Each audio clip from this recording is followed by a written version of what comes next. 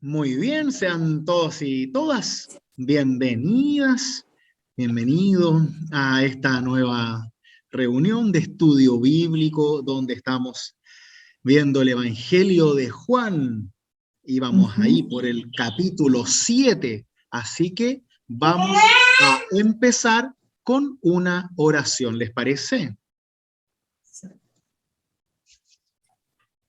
Oremos. Amado Dios, dirige tú nuestro hablar y nuestro escuchar con la fuerza inspiradora de tu Espíritu Santo, de modo que podamos acercarnos a tu palabra viva y así recibir a Cristo vivo en nuestras vidas, en nuestras experiencias de fe y sobre todo en la restauración de nuestra esperanza. Quédate ahora con nosotros y que sea tu palabra la que pueda guiar nuestros pasos. Te lo pedimos en nombre de quien da vida a esta palabra, Jesucristo, la palabra viva, ahora y siempre. Amén. Habíamos ya casi terminado el capítulo 7 del Evangelio de Juan. Y precisamente estaban estas discusiones sobre la originalidad de Jesús como profeta, sobre su autoridad como quien enseña la palabra de Dios. Había mucho problema entre fariseos, que eran los maestros de la ley, ¿ya? Aquellos que solo pensaban que había una forma de ver las cosas y que eso era normativo para todos por igual. No había cuestionamiento, porque era la forma de interpretar la ley de Moisés, y la ley de Moisés estaba casi dada por Dios. Y por otro lado, de los sacerdotes, ¿no? Que desde la religiosidad y autoridad del templo también se veían amenazados por Jesús. ¿Por qué? Porque Jesús estaba empezando ya a esbozar su idea de gracia de Dios, en donde ya no tenemos que pagar para que Dios nos quiera, para que Dios nos bendiga, para que sintamos el amor de Dios, sino que Dios nos ama porque quiere y porque es un padre, una madre amorosa. Vamos a ver ahora el final de este conflicto desde Juan 7, versículo 40. Juan 7, versículo 40 hasta el 53. Dice así: algunos de la multitud que lo habían oído opinaban: este es verdaderamente el profeta. Otros decían: este es el Mesías. Pero otros preguntaban: ¿acaso el Mesías vendrá de Galilea? ¿No dice la Escritura que el Mesías vendrá del linaje de David y de Belén, el pueblo de donde era David? Y por causa de él se produjo una división entre la gente, por causa de Jesús, ¿no? Algunos querían detenerlo, pero nadie puso las manos sobre él. Los guardias fueron a ver a los sumos sacerdotes y a los fariseos, y estos les preguntaron: ¿por qué no lo trajeron? Y ellos respondieron: nadie habló jamás como este hombre. Los fariseos respondieron: ¿también ustedes se dejaron engañar? ¿Acaso alguno de los jefes o de los fariseos ha creído en él? En cambio, esa gente que no conoce la ley está maldita. Nicodemo, uno de ellos, que había ido antes a ver a Jesús, les dijo: ¿acaso nuestra ley permite juzgar a un hombre sin escucharlo antes para saber lo que hizo? Le respondieron: ¿tú también eres Galileo? Examina las Escrituras y verás que de Galilea no surge ningún profeta. Y cada uno regresó a su casa. Hasta aquí la lectura, esta es palabra de Dios. Amén. Como vemos,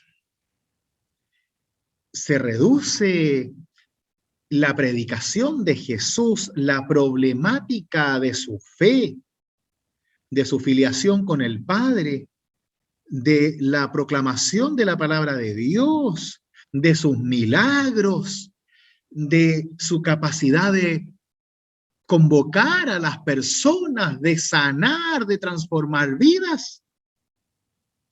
¿A de dónde viene? ¿Qué forma más humana de quitarle piso a alguien porque ya se te acaban los argumentos? Es como, ¿por dónde lo ataco? Si le ataco las ideas, me las devuelve. Si le ataco la autoridad, me demuestra que la tiene. Entonces, ¿por dónde lo ataco? Por su familia. Es que no le has ganado a nadie, tu familia no existe y lo peor, tu localidad no existe. Y más aún, empezamos a escarbar en las tradiciones antiguas y decimos, a ver, pero ¿hay algo bueno que puede salir de Galilea? No. Ya prejuicio total, ¿no es cierto? Pero más aún, empiezan a comparar con el rey David. Claro, el rey David de Belén instaura la ciudad de Jerusalén como capital del reino de Israel, personaje muy importante, pero se les olvida que Belén, un pueblito más chico que Nazaret. O sea, Belén no existía antes de que apareciera David y su familia, que más encima trabajaban en el campo. Ustedes van a pensar que David era un político importante, era un cabro chico que era muy valiente y tenía mucha fe en Dios, pero le había ganado a menos gente que Jesús. Pero claro, uno ve a David como el rey David, pero se les olvida que ese rey David vino de un pueblito que no conocía a nadie, como Belén. Entonces, esta pregunta de si puede venir algo de Galilea es netamente prejuiciosa, ¿no? Más que prejuiciosa, juiciosa.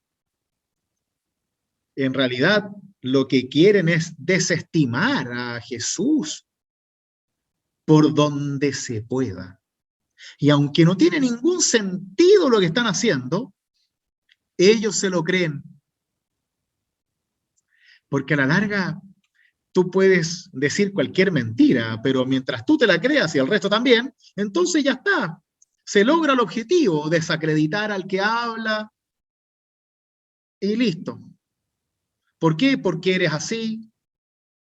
Es como en nuestro país, por ejemplo, acá en Chile, solemos siempre estar comparando a nivel político, ¿no? Entonces, cuando hay alguien que habla bonito, entonces, pero es comunista. Chuta, no. Entonces, no importa lo que pueda decir porque es comunista.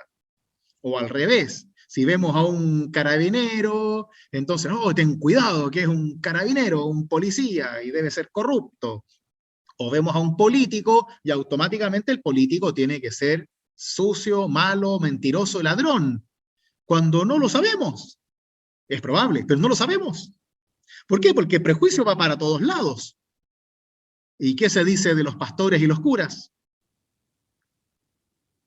Claro, o sea, si vamos a empezar a criticar, bueno, critíquenme a mí también, pues. Entonces, ¿cuál es el límite? ¿Cuál es el límite de ese juicio más que prejuicio, ¿no? De ese juicio sobre las demás personas, sobre su historia. ¿Cuáles son nuestras mafias ahí, no? Y en realidad se nos olvida que las personas son entes individuales que tienen sus propias ideas y que mi padre podrá haber sido un loco, un ladrón, pero yo no soy mi padre. Y así cada uno de nosotros, que se va forjando su propia personalidad a través de la vida y de las experiencias de la vida, y también va forjando sabiduría Jesús está creciendo en esa sabiduría, está compartiendo esa sabiduría y más aún está compartiendo el amor y el don de Dios. Pero dinamitan su piso porque no les sirve para los intereses de aquellas personas. ¿Qué hacemos con esto entonces? Porque tenemos distintas formas de verlo. En este caso, buscan, por un lado, en la escritura, de dónde tenía que venir el Mesías. Ya, tenía que venir de Belén, porque de Belén venía David. El nuevo rey tenía que ser como el rey David. Pero Jesús también nació en Belén. Entonces ya se cae esa parte. Ah, pero es que viene de Galilea. Ya, ok. Entonces ya no sirve que haya venido de Belén, sino que ahora viene de Galilea. Y así empezamos a buscarle la quinta pata al gato con tal de quitarle piso a Jesús. ¿Mm? Pero el problema está en que muchas personas lo empiezan a reconocer, unos como profeta, otros como Mesías. La diferencia entre el profeta y el Mesías es que el profeta viene a dar un mensaje de Dios. El Mesías viene a dar la salvación final en Dios. No es solamente un mensajero como el profeta, sino que el Mesías viene a cambiar la realidad del mundo y había muchos que reconocían ya a Jesús como Mesías. Pero se quedaban entrañados en esto de si el verdadero Mesías podía venir de Galilea, como si fuera algo realmente importante. Y ahí es donde la tradición empieza a tocar fondo. ¿Por qué? Porque a veces sacralizamos tradiciones que no salvan.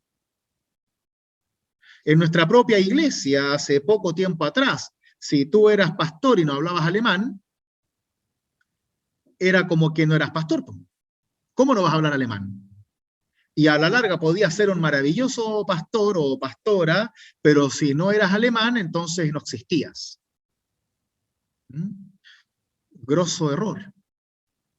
¿Por qué? Porque nos estamos perdiendo de la persona y estamos preocupándonos de si su apellido es alemán o no, etcétera, y cosas que no tienen ningún sentido, pero que para la tradición de una comunidad sí toman mucho sentido porque es algo que da identidad.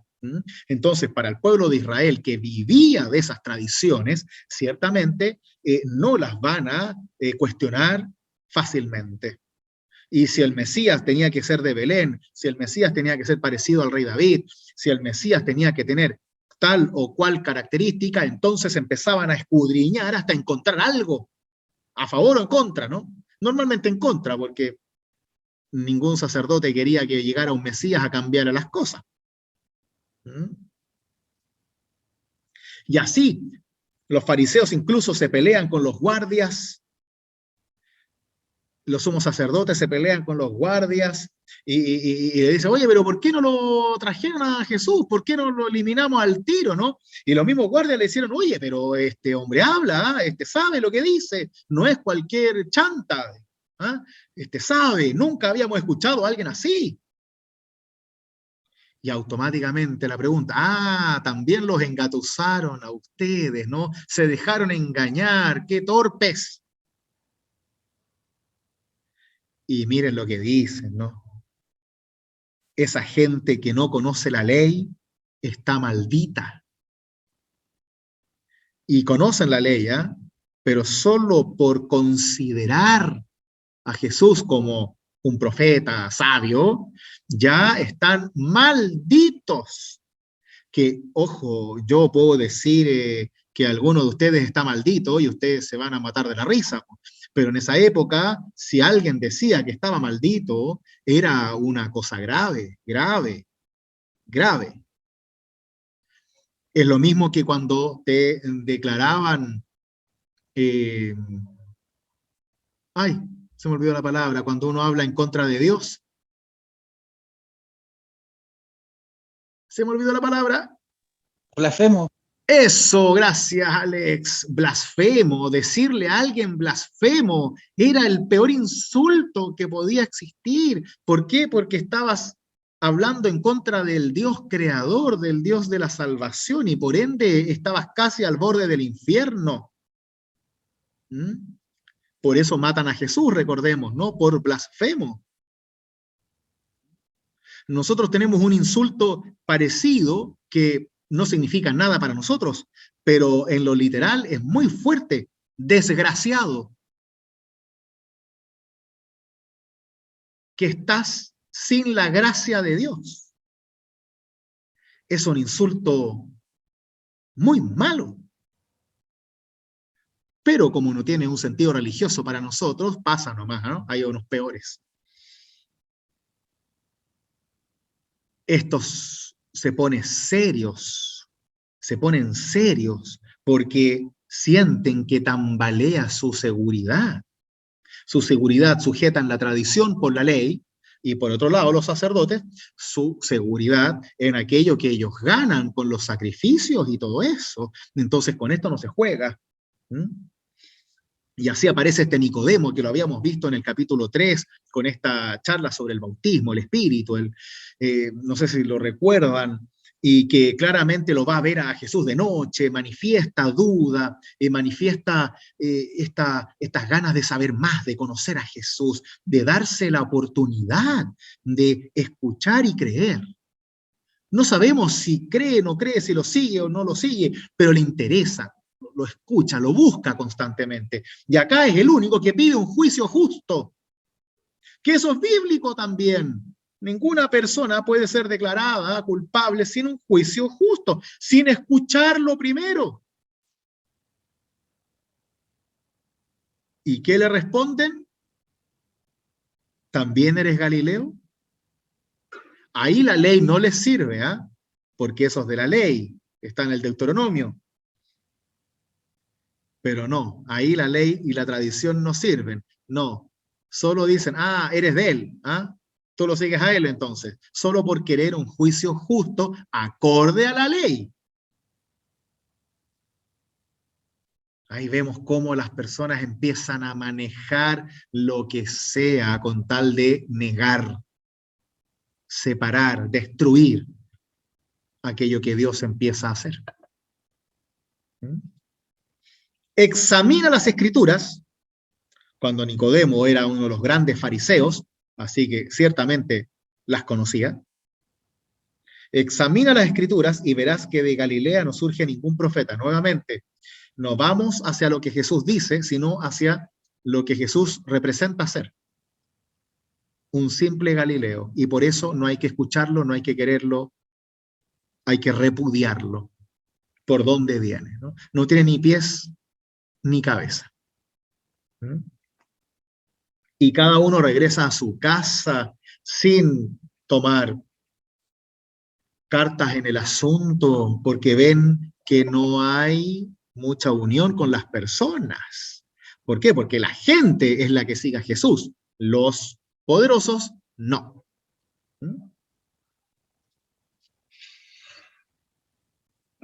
Ahora, desde esta realidad viene el texto apasionante de la mujer que van a apedrear, que está muy unido a esta realidad. ¿Les parece si lo leemos y así podemos ver esto en un contexto mayor? Vamos a ir a Juan 8, del 1 al 11. Dice, Jesús fue al monte de los olivos, al amanecer volvió al templo y todo el pueblo acudía a él. Entonces se sentó y comenzó a enseñarles. Los escribas y los fariseos le trajeron a una mujer que había sido sorprendida en adulterio y poniéndola en medio de todos, dijeron a Jesús, Maestro, esta mujer ha sido sorprendida en flagrante adulterio. Moisés en la ley nos ordena apedrear a esta clase de mujeres. ¿Y tú qué dices? Decían esto para ponerlo a prueba a fin de poder acusarlo. Pero Jesús, inclinándose, comenzó a escribir en el suelo con el dedo. Como insistían, se enderezó y les dijo, El que no tenga pecado, que arroje la primera piedra. E inclinándose nuevamente, siguió escribiendo en el suelo con su dedo. Al oír estas palabras, todos se retiraron uno tras otro, comenzando por los más ancianos. Jesús quedó solo con la mujer que permanecía allí, e incorporándose le preguntó: Mujer, ¿dónde están tus acusadores? ¿Nadie te ha condenado? Ella le respondió: Nadie, Señor. Yo tampoco te condeno, le dijo Jesús. Vete, no peques más en adelante. Hasta aquí la lectura, esta es palabra de Dios. Amén. Nicodemo pedía un juicio justo para Jesús. Aquí vemos el caso real de un juicio que tampoco fue justo. Fue al Monte de los Olivos Jesús, vuelve al templo. La gente busca a Jesús para escucharlo, para recibir su sanación, su alimento, tanto material como espiritual. Y comenzó a enseñarles ahí en el patio del templo, cerca, ¿no? Está pisando huevos, como diríamos. Los escribas y los fariseos le trajeron a una mujer.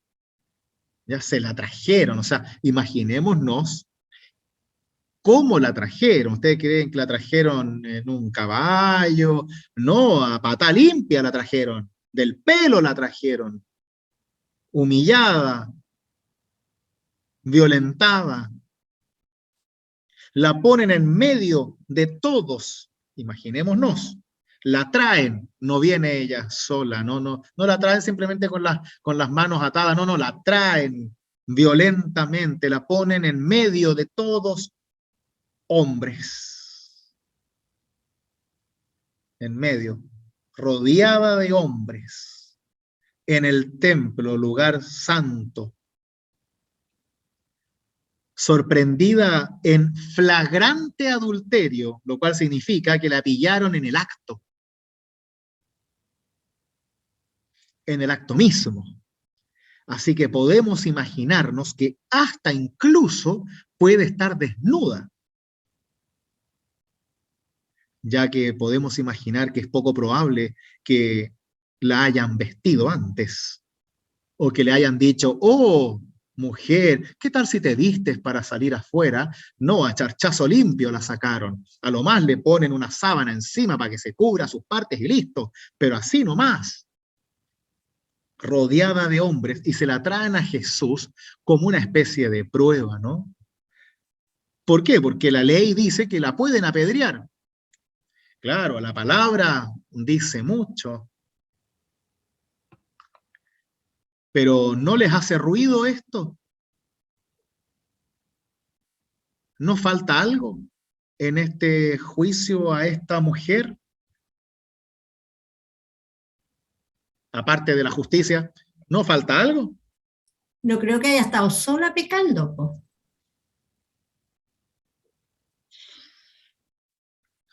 ¿Qué es lo que falta entonces? El hombre. Mira qué casualidad.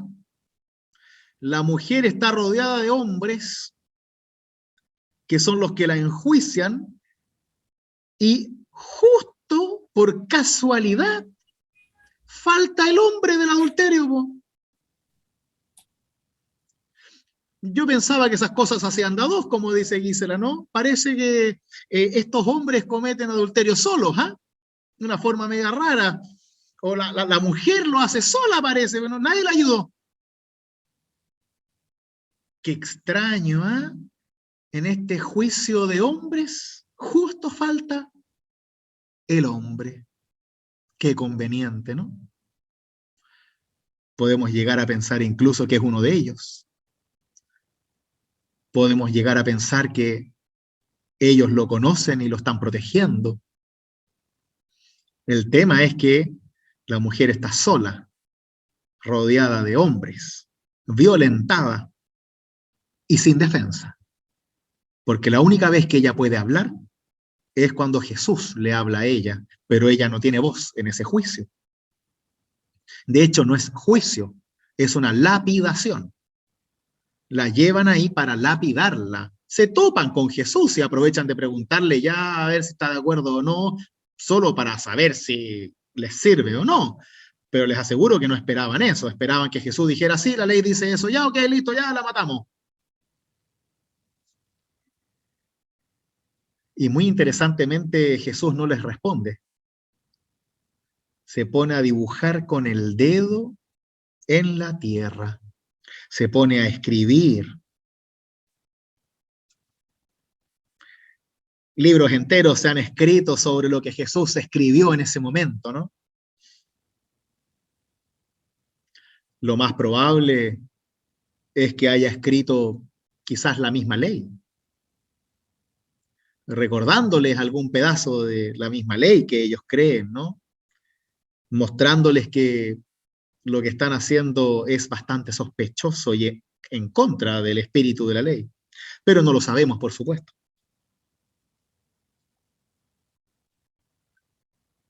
El que no tenga pecado, que arroje la primera piedra, ¿no? Qué interesante esta frase, porque claro, nosotros tenemos muchos chistes con eso y todo es parte ya de la cultura, ¿no?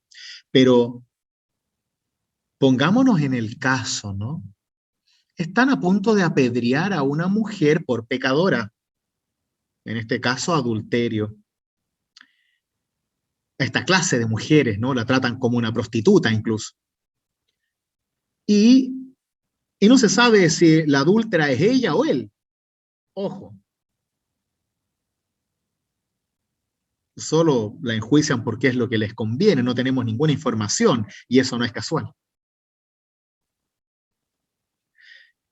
Si están hablando de que ella es una pecadora, ¿no? Y Jesús les dice, el que no tenga pecado, que arroje la primera piedra,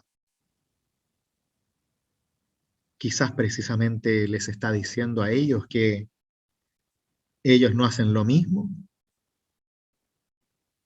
O sea, casi que lo podemos leer como el que no es adúltero de ustedes, entonces que tire la primera piedra, casi como sabiendo. Quizás alguno de ellos ya estuvo con esa misma mujer, no lo sabemos. Pero Jesús sí sabe algo, y es que ninguno de ellos es una blanca paloma, y que ciertamente están cometiendo una injusticia. Jesús defiende la causa de la mujer mostrándole no que ella es inocente, porque no lo es, mostrando que ellos tampoco son inocentes. Y ahí está el tema, porque no se trata de hacer una defensa de algo que no se puede defender. La mujer, al parecer, ya era adúltera y se acabó la discusión. No podemos defender lo indefendible, digamos, o negar la realidad. El tema no es si ella es adúltera o no, es si ustedes son adúlteras también. Porque esa es, se supone, la grandeza moral y legal que te da la autoridad para lapidarla, que es matarla a piedrazos. Ahí está tu autoridad, ¿no es cierto? Entonces, la gran pregunta es, ¿con qué autoridad tú juzgas a tu hermano? Después Jesús va a desarrollar ese tema, especialmente en el Sermón del Monte.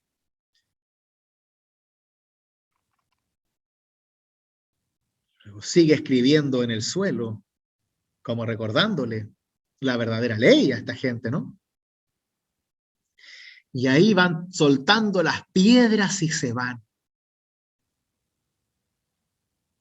No queda ninguno.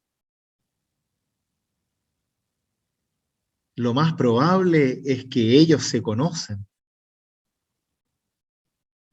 Se saben los pecados los unos de los otros, pero se los encubren. Es algo muy de hombres. Y cuando uno tira la piedra, el resto la empieza a tirar también al suelo, porque entienden que si cae uno, caemos todos.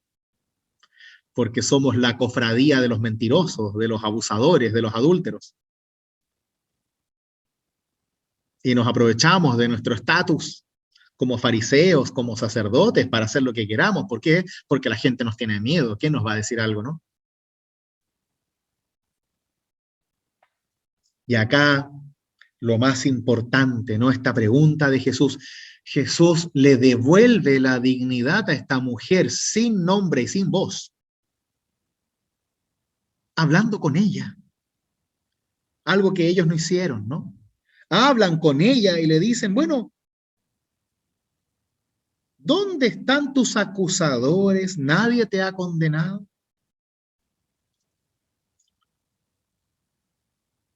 Jesús la trata como persona, porque ella está ahí, humillada, sola, indigna, al borde de la muerte, llorando y rodeada de hombres que la odian por ser mujer. Jesús le habla. Ella le responde, nadie, Señor, nadie me condenó. Gracias a ti, ¿no?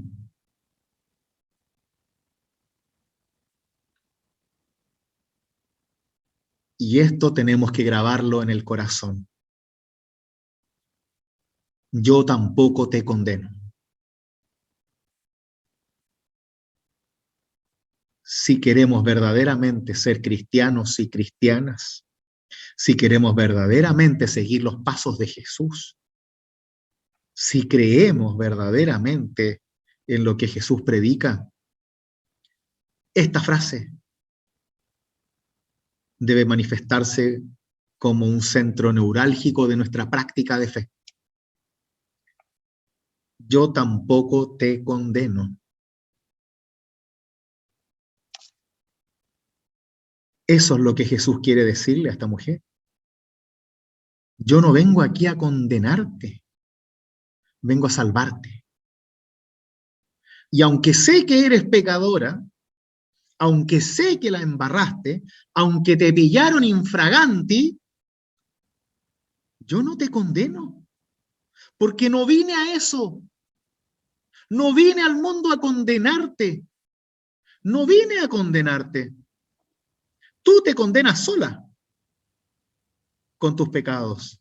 Tú te estás metiendo en un hoyo profundo por tus errores. Vive con ellos. Pero yo no vine aquí a condenarte. No, no, no. Yo vine a abrazarte,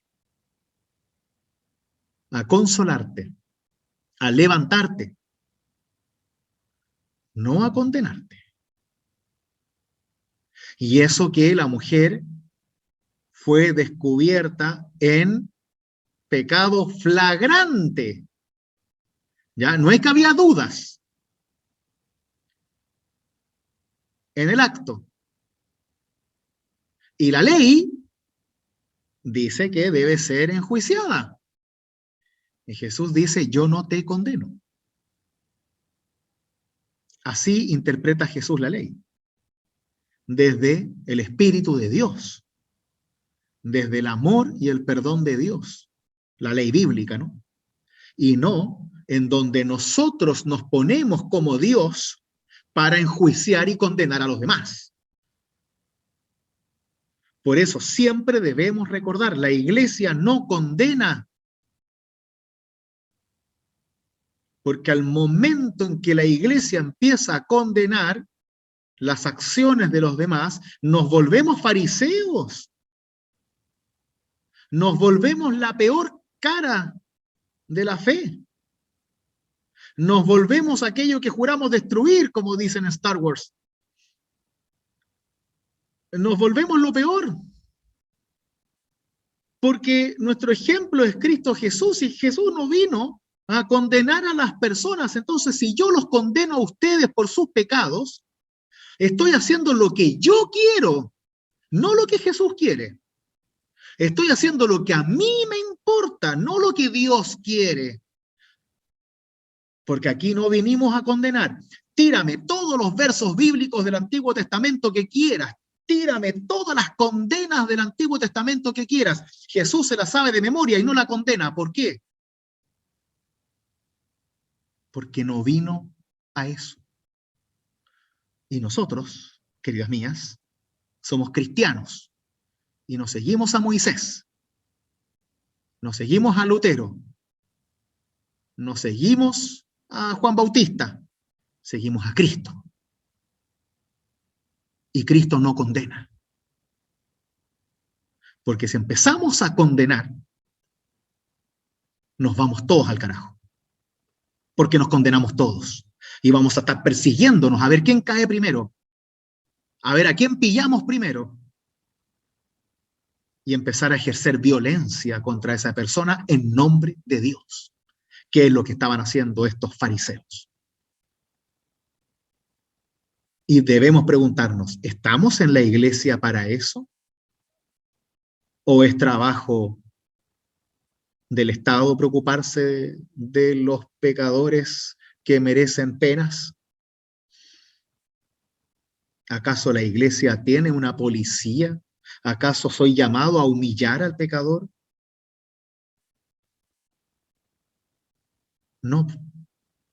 Y este texto de Juan 8 es la muestra más fehaciente, más real de la práctica de fe de Jesús. De cómo Jesús pone en práctica la ley, pero la ley de Dios, no la de Moisés.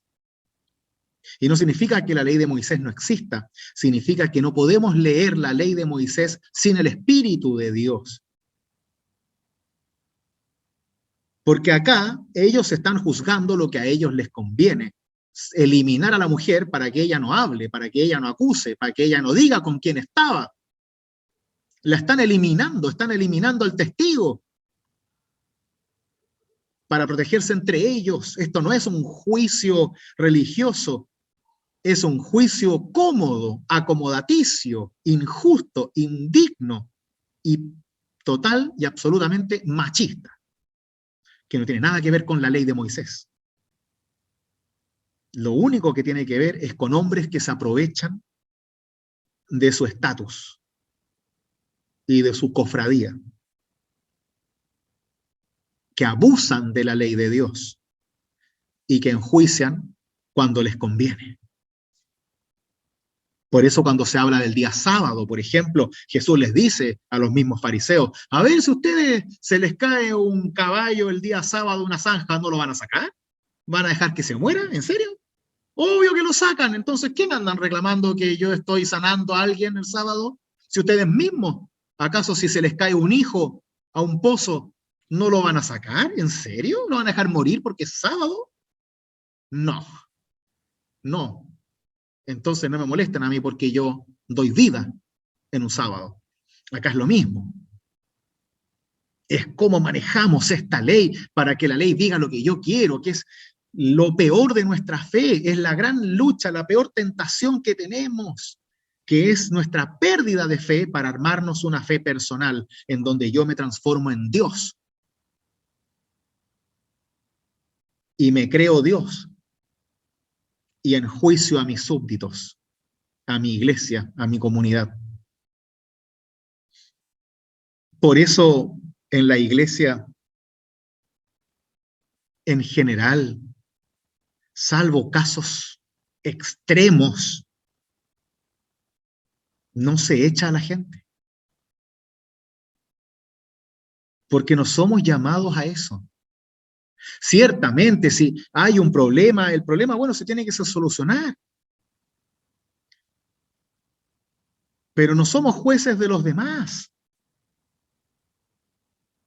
Si es que Juanita le puso el gorro a Juanito y se sabe en todos lados, ¿acaso voy a echar a Juanita de la iglesia por adúltera? Claro, sería conveniente, ¿no? Echemos a todos los malos. Perfecto. ¿Y cuándo me echan a mí? Cuando me pillen.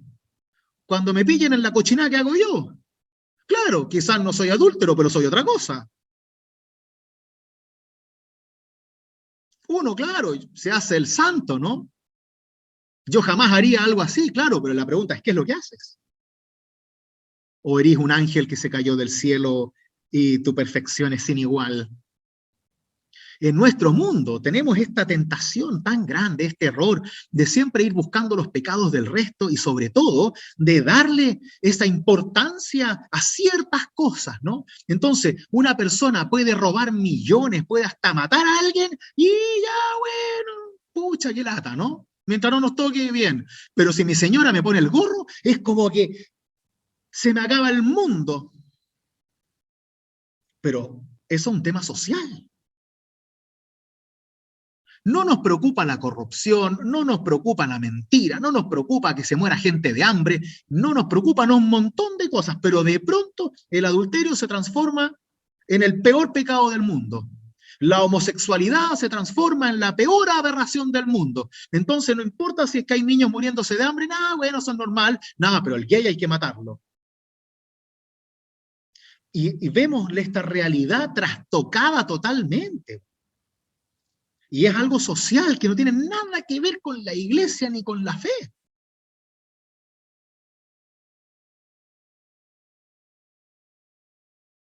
Claro, duelen los pecados, obvio que duelen, pero como cristianos tenemos que aprender a verlos en perspectiva.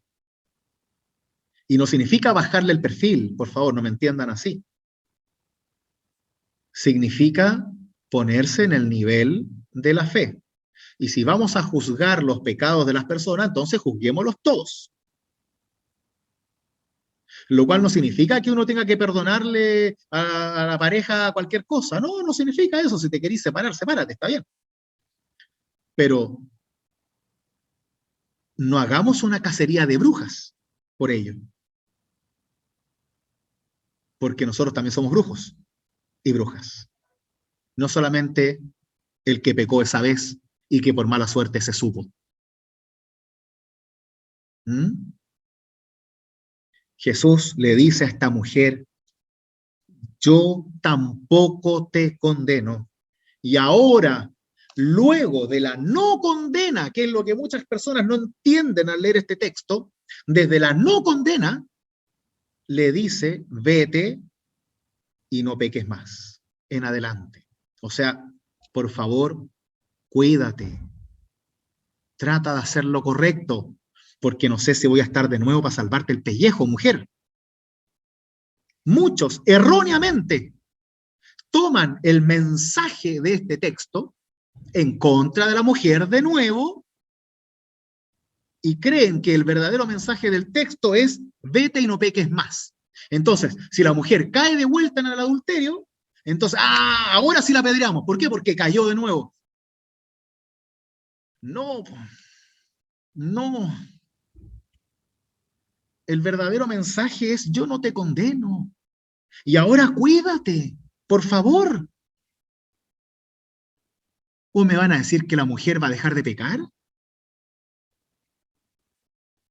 Si yo le digo a la Hani, oye Hani, deja de pecar,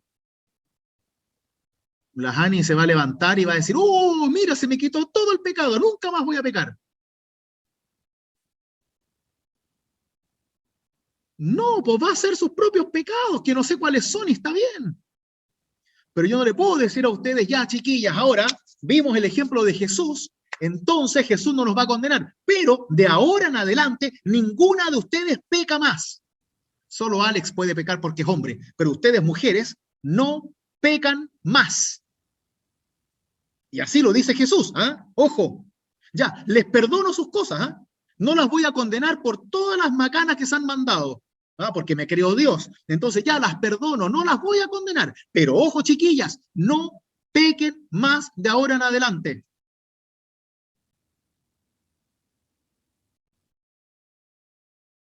Y cuando Karen caiga, entonces, ¿ahí sí puedo condenarla? Porque ya la perdoné antes y le dije que no pecara. Entonces, si Karen peca, ¿ahora sí puedo apedrearla? ¿O no? ¿Cuándo puedo apedrearla? ¿Cuántas veces tengo que perdonar a la Karen? ¿Hasta 7? ¿8 o 3 nomás? 7 veces 7. Ah, pero esos son 49 nomás, pues, ya. 7 por 70. No, chuta, ahí ya me fallan las matemáticas, eso es harto. ¿Mm? Claro, si se fijan, nuestra mente funciona así. Estamos constantemente preocupados y preguntando, ya, pero ¿cuántas más te puedo perdonar para condenarte, no? Para destruir tu vida, para apedrearte. Y no estoy diciendo, por supuesto, que uno tiene que ir perdonando todo lo que hace el marido. No, no es esa la idea, ¿ya? La idea es que no estemos buscando la condena del otro. Porque nos sale solo, nos sale solo. Es casi que esperamos que caiga la persona. Ah, ahora sí te condeno. ¿Por qué? Porque ya te dije que no pecaréis más. Y ahí dejamos de ser cristianos. Dejamos de seguir a Cristo para seguirnos a nosotros mismos en la condena de los demás. Imagínense en una asamblea de iglesia, en un culto, que empecemos a perseguir a alguien por sus errores, que empecemos a atacarlo por sus pecados. No es el lugar para hacerlo. Claro, si me pillan robando, por supuesto que no me van a nombrar tesorero de la iglesia, obvio. Pero tienen que humillarme públicamente y destruirme porque me equivoqué, porque la embarré. Me pillan con otra mujer. Oh, el pastor está con otra mujer. ¿Dejo de ser pastor por ser pecador? Ya, quizás habrá alguna persona que no me va a creer más porque soy adúltero. Pero ¿dejo de ser humano? ¿Dejo de poder predicar la palabra de Dios por haberme equivocado? ¿O en realidad no merezco misericordia por mi error? Claro, uno tiene que ser perfecto, pero la noticia, no lo somos. Ni yo ni ustedes. Entonces, ¿a quién apedreamos primero? ¿Al que pillamos primero? No, po. Esto no se trata de soportarlo y aguantarlo todo, no, no me entiendan mal. Se trata de no destruir la vida de otro solo porque cometió uno o muchos errores. Se trata de cómo nos transformamos en una comunidad terapéutica para el pecador y la pecadora, y no solamente en una comunidad castigadora para el pecador o pecadora. Porque la iglesia no es una cacería de pecadores, no es una cacería de brujas, es una comunidad de pecadores que siguen a Cristo. Y ahí no vamos a caer en competencia de quién es más pecador que el otro, porque yo les gano. Así que no compitan conmigo. Eso fue un chiste para que se rieran, pero veo que están muy serias. Está bien. ¿Mm? Quizás lo soy y lo saben, entonces ya no es chistoso. Mamá, defiéndeme, por favor. Di algo bueno de mí. Este es el momento. ¿No? Ok, gracias. Buena onda. Rudy, Dígame. algo también peor es cuando uno se autocensura. Eso también es bien, también uno puede caer en ese jueguito que te hace la mente de repente. Como el no merezco amor, no merezco nada. Merezco, no soy No soy digna de... digno. Eso también, Sí. lo que te hace la mente, La famosa culpa, ¿no? claro. De verdad, sí. Eso se da mucho en nuestra educación católica, ¿no? Esta herencia católica romana que tenemos todos, seamos luteranos o no. en donde, por ejemplo, muchos no van a tomar la Santa Cena porque son pecadores, ¿no? Claro. Cuando la Santa Cena es para los pecadores. Y ahí nos vamos privando de estar con Dios y a la larga nos sentimos que no somos dignos, cuando precisamente Jesús vino a los no dignos para dignificarnos. Es un muy buen punto el que dice Hani, porque ese castigo a veces viene desde adentro y desde afuera no se ve. Y la persona puede caer inmersa en su propio dolor y vergüenza y no salir al mundo y no encontrarse nunca más. Y hasta puede sentirse juzgado o juzgada por todos sin que el resto lo sepa, ¿no? Ajá. Por eso, querida mía, es tan importante el perdón. Tanto perdonar a uno como perdonar a los demás. No porque se merezca, sino para ser libre del rencor, de la culpa y de la ira. Y eso es algo que tenemos que practicar siempre. Porque claro, cuesta perdonarse a uno mismo, especialmente cuando uno sabe que hizo daño, que se hizo daño. Pero no podemos olvidar que la vida sigue.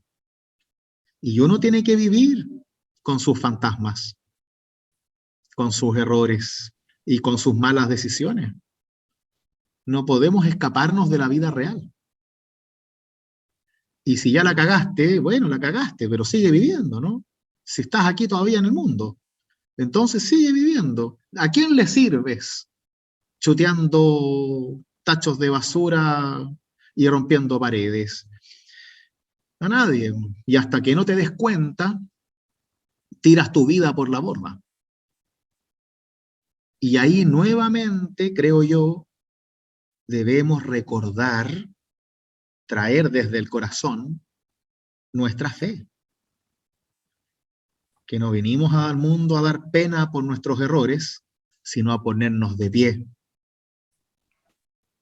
Y aunque hayamos hecho el peor pecado del mundo, recordar desde el corazón a la mente que somos cristianos bautizados y que Dios nos ama siempre, aunque no lo merezcamos, entre comillas, porque no lo merecemos.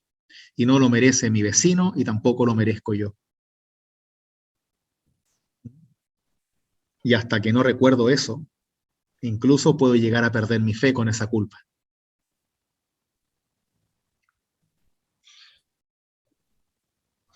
De ahí que es tan importante estas palabras de Jesús, yo no te condeno, porque ese yo no te condeno va hacia la mujer, claro, hacia la adúltera, pero también va para ti, Jani, también va para mí.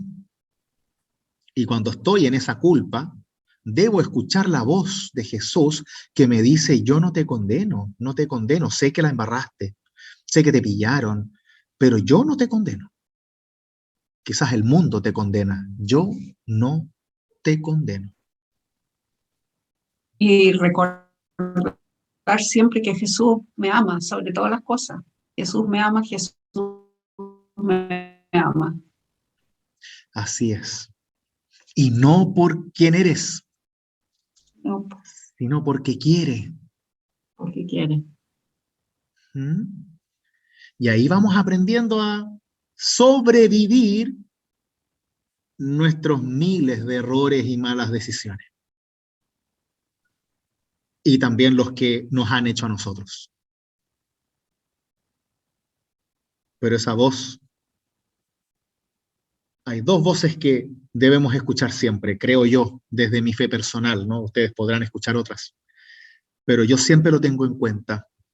La primera voz de Dios que debemos escuchar todos los días es la voz de Dios en el bautismo de Jesús. Este es mi Hijo muy amado, en quien tengo puesta toda mi predilección. Eso es lo que me dice Dios en mi bautismo y en el de ustedes. Y eso debo recordarlo todos los días, que somos hijos amados de Dios, muy amados y predilectos. No es mi hermano mayor el predilecto, no soy yo. Y él también, ¿no? No me tengo que andar comparando con la gente. No, somos todos amados por Dios. No estoy aquí para dar lástima y sentir lástima. Soy un hijo muy amado de Dios, soy un hijo predilecto y debo escucharlo todos los días y todas las noches. Debo escucharlo porque es la voz del Espíritu de mi bautismo. Y ese bautismo es indeleble, imborrable. Esa voz de Dios está para siempre. Y eso lo escucho en mi oído. Y en el otro, escucho estas palabras de Jesús. Yo tampoco te condeno. Si logro conciliar en mi vida el verdadero amor de Dios con la no condena de Dios, voy a poder vivir en paz. En paz con Dios, en paz con los demonios de este mundo, en paz conmigo mismo y con los demás. Porque no me voy a creer Dios, ni voy a necesitar creerlo. Porque con el amor de mi Dios me basta y es todo lo que yo necesito. Y aunque el mundo me destruya, aunque el mundo me condene, yo vivo en Dios. Y ahí sigo, aferrado a la cruz de Cristo. Y eso, queridas mías, es una forma de vivir la fe. Porque si no, te vas a caer y morir con cada condena, con cada culpa. Y no estamos para eso. Somos más que eso. Y así aprendemos a amarnos, a respetarnos, a tomar mejores decisiones, a perdonarnos y también hacer lo mismo con los demás. Por eso tenemos que tener mucho cuidado con las segundas palabras de Jesús, el no peques más de ahora en adelante, porque ese no peques más no es un mandamiento, porque es imposible que la mujer no peque más, porque es imposible que yo tampoco peque más. Somos seres humanos. Y no puede ser que Jesús le dice que no la va a condenar para luego condenarla después apenas caiga de nuevo. ¿Mm? Y además que tampoco sabemos las condiciones ni los contextos del pecado del otro. Y a veces ese pecado tiene razones. Incluso puede tener amor. Y no es para justificarlo, pero tampoco para condenarlo. Sí exhortar a que deje de hacerlo por su propio bien y por lo de los demás, pero no para condenar, ni menos para matar.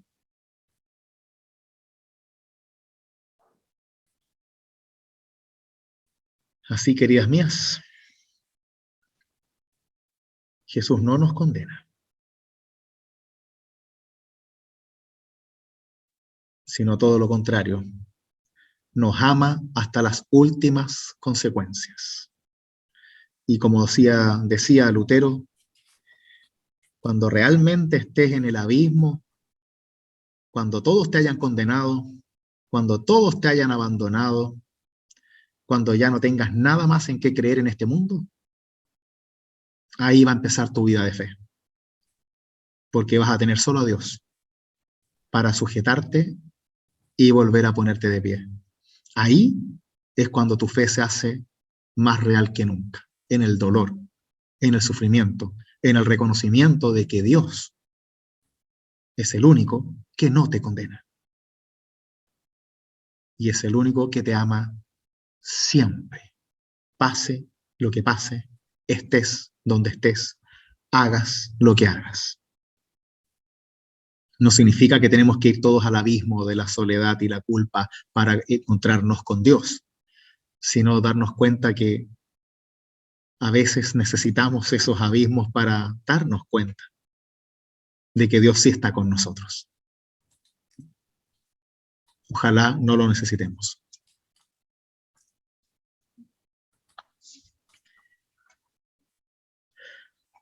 Pues que Dios las bendiga mucho. Amén. Amén. Maravilloso. Espectacular.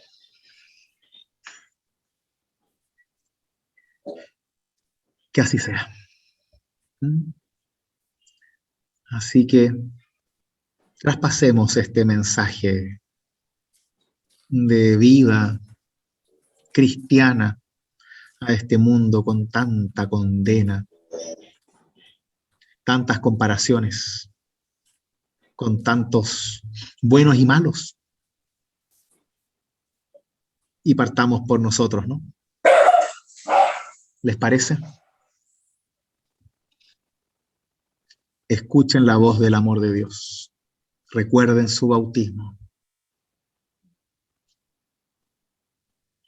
Escuchen que Cristo no condena. Y si algún cristiano o cristiana tiene la maravillosa idea de decir, sí, pero ustedes no lo escuchen a él. Escuchen la voz de Dios.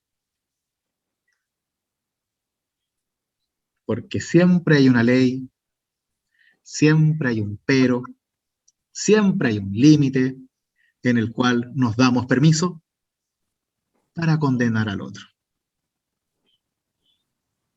Y eso es tuyo, no de Cristo. Tírame todos los versos bíblicos que quieras. Cristo no condena. Que así sea. Amén.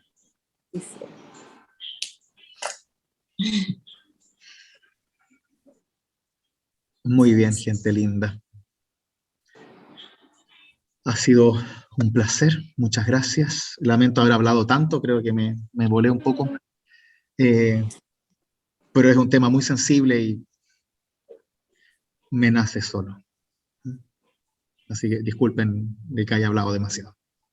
No, para nada. Maravilloso. Oremos y pidamos a Dios por su guía, por sus voces, por el conocimiento de su amor. Oremos.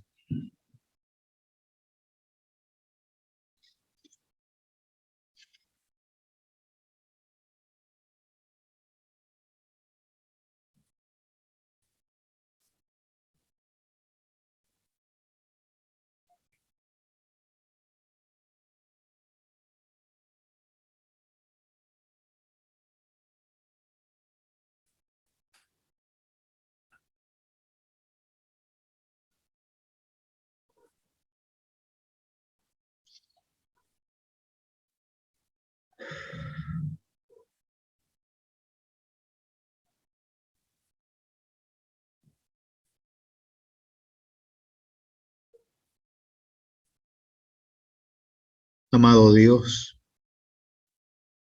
gracias por esta palabra tan viva, restauradora, llena de ti. Gracias porque vas quitando esos peros, Señor. Gracias porque nos vas mostrando que no vinimos a este mundo como cristianos a condenar, sino a compartir dignidad, perdón, levantar a los caídos y que ellos mismos, los que somos perdonados, podamos restaurar nuestras vidas desde ese perdón y tomar buenas decisiones, ser mejores cristianos y buscar pecar menos. Ayúdanos a hacerlo con fe, para que no nos escudemos en nuestros pecados ni defendamos los pecados de los demás, sino busquemos una fe que se comparta de tal manera que saque lo mejor de nosotros y que aprendamos mutuamente los unos de los otros a ser mejores cristianos, no condenadores, sino llenos de fe y de perdón. Quédate en nuestras experiencias de fe y muéstranos el camino a seguir. Te lo pedimos en nombre de tu Hijo Jesús, con aquellas palabras que Él nos enseñó.